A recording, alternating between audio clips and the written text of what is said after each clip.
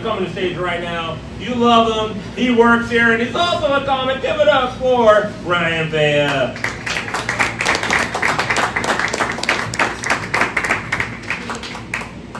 Hello, everybody. I'm Ryan Vea, or Ryan Vea, whatever way you want to say that. I'm fine with it. We're good. Let's move forward. All right. So, who here smokes weed and/or sells weed? What's going on? Don't worry, I'm recording this, so it's fine. You can just hands looking for someone after the show. No, I'm just kidding. Back in college, I used to also, sell weed. Like, definitely did when I first moved here 10 years ago. That's how I was able to afford moving here. A nice little college fund. But I used to do a different route to selling my weed. I never sold to people that were like within 50 years of my age.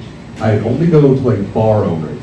Like I was like in the middle of this like nowhere town in New Hampshire called Keene. So they filmed Jumanji. What up, bro?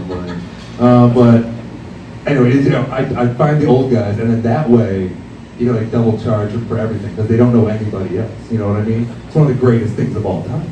And with that, I started getting kind of creative at that point in my life. I don't know if you remember the K2 stuff that had come out around that time. Did anybody ever definitely dabble with the K2 phenomenon, like 2009, 2010? Shit was wild.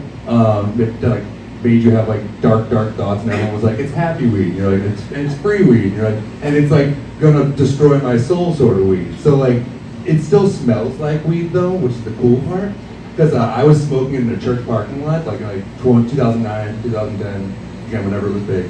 And a couple cops pulled up, and we were definitely still smoking weed in the car, but we also had a bag of K2 in the car. And like a little steamroller made out of like a paper towel like roll with like a little bit of tinfoil in there. So the cops roll up, like, we know what that smells, get out of the car. And I was like, so you know what K2 smells like? And the guys were like, excuse me. Don't fuck around with me, kid. It's been 35 years on the force. And I was like, I don't know how to ask you this, but will you allow me to show you that this is a religious experience? And the guy's like, what's going on? And I was like, let me put a little bit of this K2 stuff onto the top of my little incense burner here. And what we do is we puff it, but we don't breathe it in, and we let it smoke into the car. And we happen to be Buddhists, like me and another white guy in the car. And then the guy was like, Buddhists? Like, namaste. And got away with it. Like they had 5 other fucking cop cars pull up, and I was able to just like kind of go around show and tell them like, Frank, get over here, smell that. Yeah, not weed, crazy, right? Let him go. I was like, yeah, like see you later, boys. And that shit was fucking like wild. The friend, not the same friend I used to smoke weed with, but another friend at that point who he went off to the army. He was a tough guy. He was like building tanks and everything, great guy. But him and I had a whole falling out because of like one joke that I made at him. As he put online like a picture of his dirty hands. He's all like, ladies, if your man doesn't have hands like these covered in grease, then your man ain't a man. And I put my artist like restaurant hands up, like all like clean and double washed. I was like, ladies, if your man's hands don't look like this, then he's probably an idiot. And him and I have not spoken for like 15 years. But it's always a wonderful spot to talk about. I definitely still support the military, but he's just a douchebag. Don't worry about him. But everybody else is cool. So when I first moved here, speaking of pointing, I used to get in a lot of trouble for pointing, but I'm also from like New England. So like when I first used to move, like when I first used to point 10 years ago, it was like soft New England points, kind of like a smile and stuff like that. And that shit does not work in Bed-Stuy and Flatbush. I feel like you're pointing at things and smiling. I had a guy come over and be like, it's time to point. I was like, I'm so sorry. And he's like, who do you think you're pointing at? I was literally talking about directions. He's like, prove it. And I was like, I'm gonna stop pointing. Like, the whole time I was like pointing while I'm trying to explain to him too, like about to get murdered. But now I just don't have I just don't give a fuck sort of thing. Like, fell into the East River a couple months back. Had my appendix taken out recently. Like, there's a lot of things you can't do to me anymore that really make me give a shit. So like, I can point at you and not worry about you telling me that's rude. Because it probably is. But now I'm from New York. So like, I officially got the 10-year mark like 2 weeks ago. So I'm like throwing it in my fiance's face, who's a native New Yorker, and being like, I'm a New Yorker now. She'll never be a fucking New Yorker. Like, well, like a boy can dream. A boy can dream. Speaking of boys' dreams, you guys ever noticed that Willy Wonka is H.H. Holmes for kids? Anybody else knows that? H.H. Holmes, does anybody know who that is?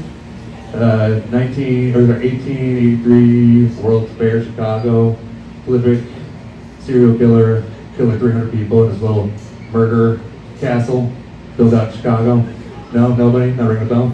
Well, there's another guy called Willy Wonka that lures children into his little murder chocolate factory with like golden tickets, and he sets up a whole entire thing to get like German boys sucked into tubes and like girls turn into blueberries and things, and it's fantastic because nobody really realizes, and this is how you get away with the body count, that the Wonka chocolates are full of kids, and it's like the sun and rain thing. It's wild, but I'm just saying it's a crazy. Like I thought it through the other night. I was like, I have to share it with the world. So now you all know, and I'll ruin Willy Wonka for you. It's H.H. Homes for Kids. Enjoy that. Speaking of me being a tough New Yorker guy, I'm definitely not a tough guy. I'm definitely like too nice. Like, anybody here play RPGs, like role-playing games, video games, stuff like that? Yeah, say, oh, thank you very much, sir. So for me, I can't not do the nice guy thing. Like, I'm in my house alone. It's like either blow up the village or save the little puppy, and then save the kids and make sure they all go to school. And I'm like, no one's watching me. I'm home alone. I can fucking get away with it, and I save the puppy every goddamn time. Don't know why I save the puppy. I want to blow up the village. I tell myself every single time I'm blow up the village. Save the puppy, save the kids. Because I'm just too nice. Speaking of which, I do weird shit sometimes. Like I think I've only just hit my 30s a couple years back, so my frontal lobe just stopped developing and everything, and it's definitely stunted from all the weed and everything. But I had different sort of things that people bring up. One day I brought it to my friends like, isn't it weird that I have a couple weird eating habits, and then everyone in the room has to argue over each other to point out who's they're like, oh, you were at my concert one time eating a fucking foot-long hero in the first row, just jamming out in a 100-degree room. What the hell's the matter with you? Throwing oil everywhere. And I was like, I didn't realize that was a problem. I run a catering company too, and both the chefs the other day when I brought that up, both you eat pizza from the crust down. You're a fucking monster. I'm so sorry about that. But one of my favorite people in the entire world that I think would think I'm also a monster, and I think he thinks that all of you are a monster. It's David Attenborough. My fucking man. Script David Attenborough. Alright? That guy is the fucking shit. His brother, Richard Attenborough, died at 90. He was the guy who played Hammond in Jurassic Park. Fucking great guy. But his brother, David Attenborough, happens to be the king of documentaries from BBC. And this man started off in the 80s, 90s, 70s, 80s, 90s. He's 98. He won't die until we fix the planet, by the way. So someone let him die.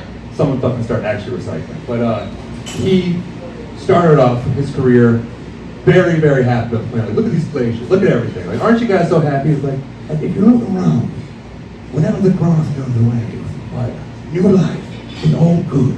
Things are wonderful. But now we've gotten into the 2020s where he's like, the world is ending, and look what you've all done. Watch these walruses jump off the cliff. This is your fault. I hope you're happy about it. I hope you're enjoying your big night double whopper and enjoying your plastic throw. Throw them on my friend Theater. Watch it. Anyway, that's about all I got for you guys. I'm going to keep it going for our next comedians and a wonderful time.